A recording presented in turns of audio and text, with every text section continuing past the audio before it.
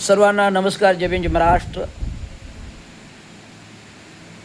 आज मी माझ्या गावच्या बंगलो फार्म हाऊसमध्ये आहे आणि बंगलो फार्म हाऊसमध्ये मी अनेक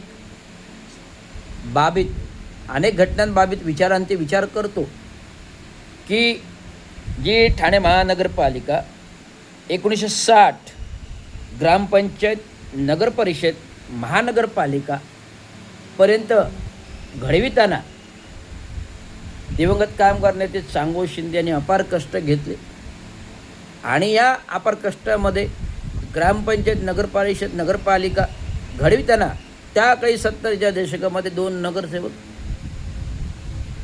आणि महानगरपालिका 82मध्ये घडली. 1987मध्ये पहिली निवडणुका.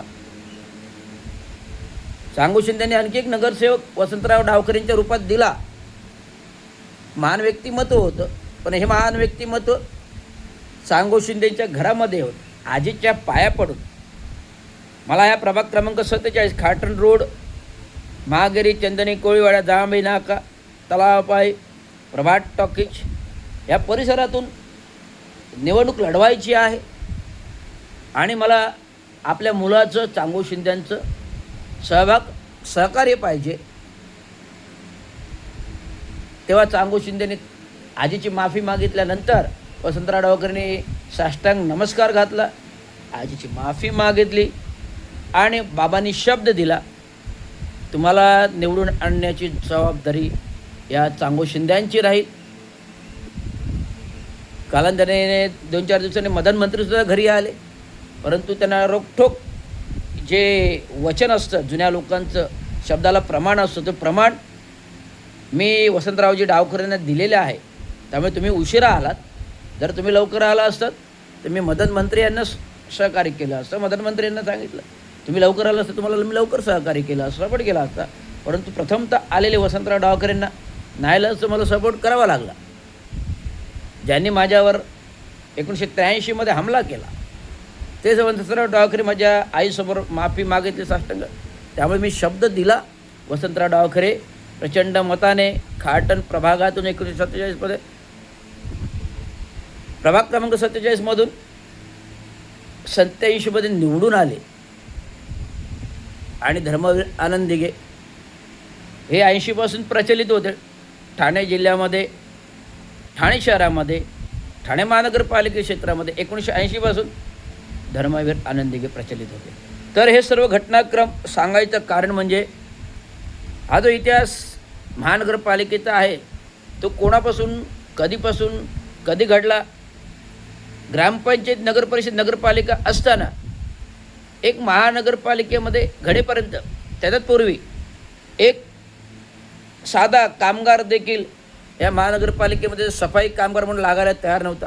मग वडिलांनी काय केलं, त्यावेळेचे चीफ ऑफिसर, मुख्य ऑफिसर जे होते वडिलांबरोबर, मग त्यांची नावं होती कुलकर्णी, पटनाईक, पटवर्धन, अशा प्रकारची नावं.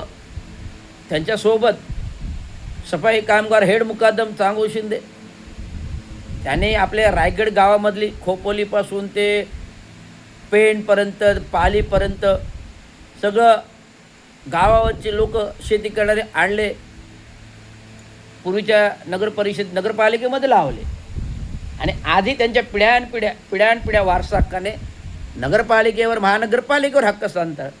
त्यामुळे आज हे सर्व लोक चांगो शिंदेने एक देव माणूस मानतात. का? कारण घराघरातून नोकऱ्या, लोकांची घरं बसवणं, सगळं काही चांगो शिंदेने दिलं. वैभव त्यांना क्रेडिट कोऑपरेटिव्ह सोसायटी स्थापित करून दिली 70च्या दशकात. आज ही सफाई कामगार वर्ग त्या आर्थिक पेढीतून कर्ज घेते, म्युन्सिपल क्रेडिट कोऑपरेटिव्ह सोसायटीतून. अडीअडचणीला 700 कोटीचा व्यवहार त्या म्युन्सिपल क्रेडिट कोऑपरेटिव्ह होतो. 4 माळ्याची बिल्डिंगच बाबांनी बांधून दिली अध्यक्ष असताना. 4 माळ्याची बिल्डिंगच बांधून दिली अध्यक्ष असताना. नातू परांजपेसोबत. एवढा सगळा इतिहास आहे प्रचंड. समाज जागृती, भलं मोठं बुद्धिवार दिलं जोशी बेडेकर कॉलेज आधी आहे, खुला रंगमंच. हा इतिहास सांगायचा म्हणजे चांगो शिंदेंचा इतिहास थोडका नाही, फार मोठा आहे, प्रचंड. आणि जी महानगरपालिका घडली त्या अस्तित्वातील आलेले प्रशासक 1982मध्ये चांगो शिंदेच्या घरी आले आय एस अधिकारी सोनी चांगो शिंदेनं भेटायला घरी आले का? चांगो शिंदेची सत्तेमध्ये नगरपालिका असताना, सतीशचंद्र प्रधान नगराध्यक्ष असताना सत्तेत 2 नगरसेवक, मग ते घरी येणारच ना भेटायला. त्यांनी कामगारांचा दौरा केला, वसाहतीचा खडतर परिस्थिती बघितली. सोनी साहेबांनी तात्काळ लफाडाचाळीचं रूपांतर सिमेंट कॉन्क्रीटच्या घरामध्ये केलं. चाळी सिमेंट कॉन्क्रीटच्या घरात राहिलं. आजही त्या चाळी आहेत, परंतु बांधलेल्या वसंतराव डावकरांच्या कालखंडामध्ये नगरसेवक असताना बांधलेल्या 2 इमारती 4 माळ्याच्या 200 खोल्यांच्या बांधून 15 वर्ष झाली, पण त्याच इमारती 15 वर्षापूर्वी धोकादायक समजून तोडल्या. धोकादायक नव्हत्या इमारत. आज कामगारांचे प्रश्न असून त्यासाठी आपल्याला सत्ता हवी आहे. जे बाबांनी सत्तेत होतं, वसंतराव डावकरे काँग्रेसचे असताना बाबांनी तेवढा निवडून दिलं. आम्ही बघितले नाही, कुठला पक्षपाती धोरण बघितलं नाही. बाबांनी खुल्या मनाने, खुल्या उदार मनाने निवडून आणलं, कष्ट केले. मी स्वतः त्यावेळेस फर्स्ट इयर इंजिनिअरिंगला होतो. फर्स्ट इयर इंजिनिअरिंगला का सेकंड इयरला होतो 87मध्ये.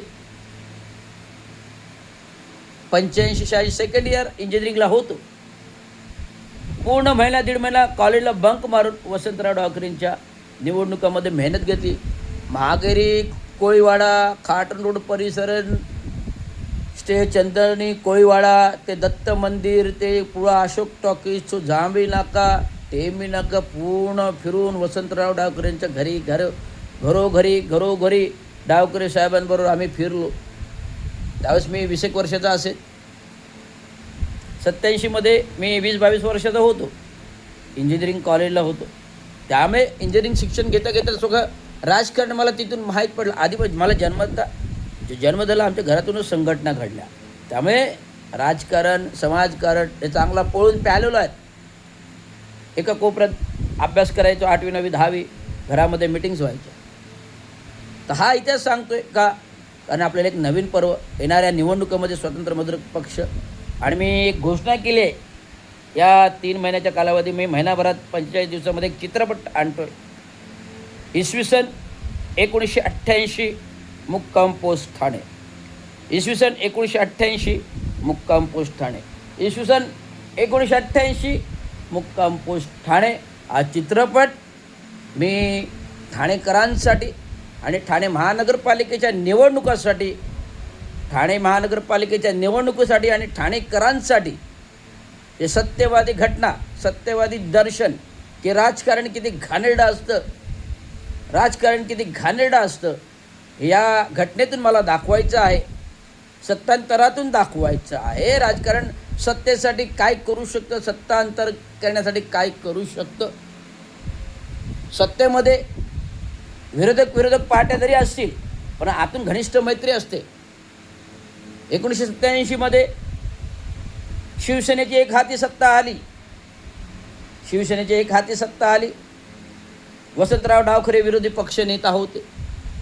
एक हाती सत्ता आली. महापौर सतीशचंद्र प्रधान विरोधी पक्ष नेता वसंतरावजी डावखरे. 1 वर्ष गेलं, 88चा काल पळटला आणि अचानक सत्ता वसंतराव डावकरेंची आली. तर ह्याच्यामध्ये घडलेल्या घडामोडीचं चित्रित केलेलं चित्रपट, ह्या घडामोडीमागे घडलेल्या घटनेचं चित्रीकरण करून प्रेक्षकांपर्यंत जायचं आहे आपल्याला.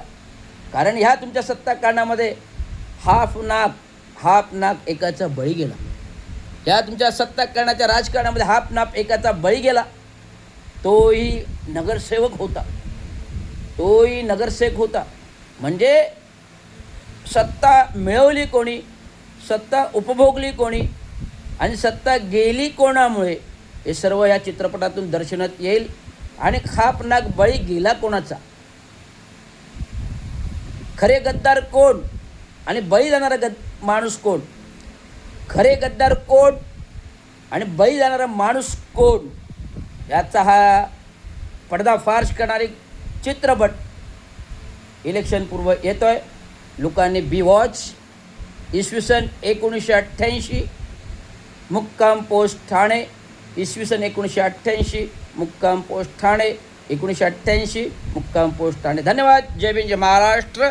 रवींद्र शिंदे, हे माझ्या बंगलो फार्म हाऊस मी जाहीर केले. आत्ताच माझ्या डायरेक्टरांशी बोलणं झालं, चित्रपट डायरेक्टरांशी बोलणं झालं. आपल्याला ही चित्रपट निर्मिती करायची आहे. मला 45 दिवस हा चित्रपट प्रदर्शित व्हायला लागतील. जास्त मोठा चित्रपट नसेल, हार्डली 1 ते 1.5 तासाचा असेल, परंतु मार्मिक असेल. हे पूर्ण राजकारण त्याच्यावरती ढवळून निघेल आणि 34 वर्षाची सत्ताचा बुरखा साफ होईल. एवढंच मला सांगायचं. धन्यवाद. जय हिंद, जय महाराष्ट्र.